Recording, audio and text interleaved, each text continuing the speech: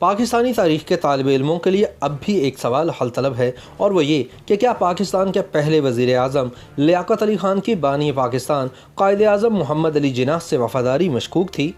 बानी पाकिस्तान कायद आज़म मोहम्मद अली जिन्नाह की रहलत जिन पुरअसरार हालात में हुई, उनको देखते हुए बहुत सी शख्सियात ने उस वक्त के वज़ीर आज़म लियाकत अली ख़ान पर इल्ज़ाम लगाया कि इनकी बेवफ़ाई भी कायद आज़म की मौत की वजह बनी, क्योंकि वो अपने दिल में कायद आज़म की जल्द रहलत की ख्वाहिश रखते थे।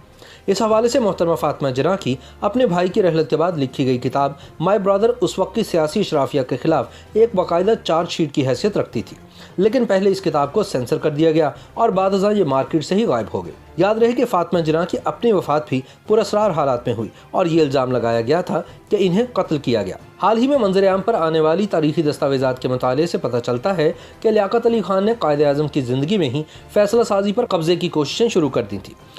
सन 1948 में जुलाई के महीने की 14 तारीख को शदीद अलील कायद आज़म को कराची से कोयटा पहुंचाया गया। इसी दौरान वज़ीर आज़म लियाकत अली ख़ान और चौधरी मोहम्मद अली इनकी अयादत के लिए ज़ियारत कोयटा पहुंचे। मोहतरमा फातिमा जिन्नाह अपनी खुदनविश्त में लिखती हैं कि इनकी आमद पर मैंने कायद आज़म को बताया तो वो बोले कि ये लोग अयादत करने के लिए नहीं आए, बल्कि ये देखने आए हैं कि मेरी अलालत कितनी शदीद है और मैं मज़ीद कितना अरसा ज़िंदा रहूँगा। फातिमा जिन्नाह के बकौल इन्होंने अपने बीमार भाई की सेहत को मद्देनज़र रखते हुए उन्हें कहा कि आप इनसे मुलाकात ना करें, लेकिन कायद ने कहा कि मैं इनसे ज़रूर मिलूँगा और ये मुलाकात तकरीबन 1.5 घंटा जारी रही। जब मुलाकात ख़त्म हुई तो फातिमा जिन्नाह ने अपने पुरअज़्म भाई को परेशान और मुतफक्कर पाया। इन्होंने बहन से कहा कि मुझे खाने के लिए फल या जूस वगैरह दो। साथ ही इनको हिदायत की कि लियाकत अली ख़ान और चौधरी मोहम्मद अली को खाना खिलाए बगैर मत जाने देना, क्योंकि ये हमारे मेहमान हैं। फातिमा जिन्नाह के मुताबिक कोयटा पहुंचते ही दोनों ने सबसे पहले कायद आज़म के मुआलिज डॉक्टर इलाही बख्श से मुलाकात की। कायद आज़म की बीमारी और मुस्तकबिल के हवाले से डॉक्टर इलाही बख्श ने कुछ भी बताने से इनकार कर दिया, जिससे बिलाशुबा दोनों को मायूसी हुई होगी।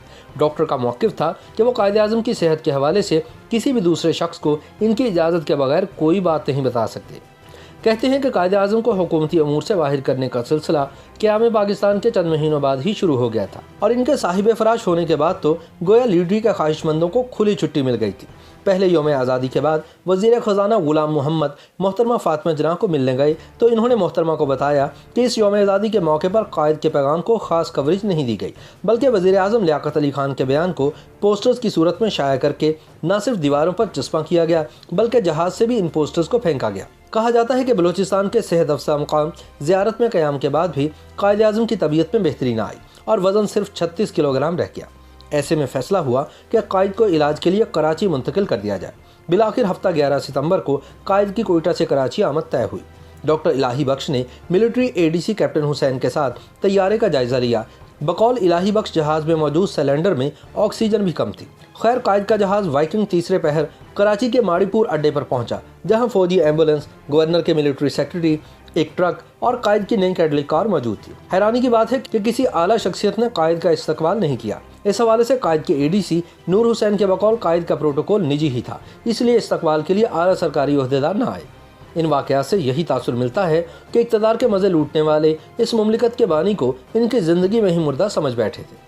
इसके बाद की कहानी भी बड़ी दर्दनाक है। कर्नल इलाही बख्श हों या फातिमा जिन्नाह या कोई और लिखने वाला, सब ने यही लिखा है कि कायद की एम्बुलेंस एयरपोर्ट से वापसी के रास्ते में ख़राब हो गई। यहाँ सवाल पैदा होता है कि कराची के नेवल और आर्मी अस्पताल में अच्छी एम्बुलेंस होने के बावजूद ख़राब एम्बुलेंस किसने कायद को भेजी थी, जबकि कायद की हालत से सब वाकिफ़ थे कि ये कार में नहीं बैठ सकते। बहरहाल 1 घंटे से ज़ायद इंतज़ार के बाद दूसरी एम्बुलेंस आई। यूँ शाम 4 बजे का चला हुआ काफ़िला 2 घंटे बाद गवर्नर हाउस पहुंचा, जहां डॉक्टरों ने कायद के लिए नर्स का इंतज़ाम करने का कहा, मगर बदकिस्मती से उस दिन एक नर्स भी ना मिल सकी। यूँ कराची में चंद घंटे सांसें लेने के बाद शब 10:25 पर कायद की रूह परवाज़ कर गई। फातिमा जिन्नाह के बकौल इनके आखिरी अल्फाज थे, फ़ाती ला इलाहा इल्लल्लाह मुहम्मदुर रसूलुल्लाह। 12 सितंबर सन 1948 को दिन 3 बजे कायद का सफ़र आखिरत शुरू हुआ। आपकी नमाज जनाजा 2 बार अदा की गई। पहली नमाज जनाजा आपके अहले खाना और दीगर साथियों ने शिया आलिम मौलाना अनीसुल हसन रिजवी की सरबराही में अदा की। दूसरी नमाज जनाजा देवबंदी आलिम मौलाना शब्बीर अहमद उस्मानी ने पढ़ाई। यानी कायद आज़म का जनाजा मजहबी रवादारी का नमूना था। अब सवाल ये है कि कायद के सफ़र के आगाज़ से और इस दौरान रूनमा होने वाले वाक़यात क्या सिर्फ इत्तफाक़ात थे? बानी पाकिस्तान कराची एयरपोर्ट के रास्ते में कई घंटे तनहा एक सड़क पर पड़े रहे। क्या इनके अमले को एहसास नहीं था कि किसी को इत्तला दें? कर्नल इलाही बख्श ने कायद के साथ बीते अय्याम और इनसे जुड़े हर वाक़े को अपनी किताब में महफूज किया। इस किताब को लेकर असम्बली में बहुत हंगामा हुआ। मियां इफ्तिखारुद्दीन ने सख्त सवालात किए, यहाँ तक कि इनकी किताब पर ही पाबंदी लग गई। इनकी मौजूदा किताब हज़फ शुदा है। सन 1952 में हुकूमत पाकिस्तान ने कायद की सरकारी सवानहयात लिखवाने का फैसला किया। इस सिलसिले में हेक्टर बलीथों की खिदमत हासिल की गई, लेकिन फातिमा जिनाह ने इस बरतानवी नावल निगार से किसी किस्म का ताबन नहीं किया। फातिमा जिनाह की अपनी किताब माई ब्रदर इसी का जवाब थी, जो सन 1955 में शाया हुई, मगर इस पर पाबंदी लगा दी गई। ये किताब अब सेंसर शुदा ही शाया होती है, लेकिन इसकी भी कोई कापी ढूंढना जो शेर लाने के मुतरादिफ है। ताहम ये भी एक तलख हकीकत है कि जिनाह से इनकी ज़िंदगी में ही बेवफाई करने वाले लियाकत अली खान भी इनकी वफ़ात के बाद ज़्यादा अरसा न जी पाए और कत्ल कर दिए गए।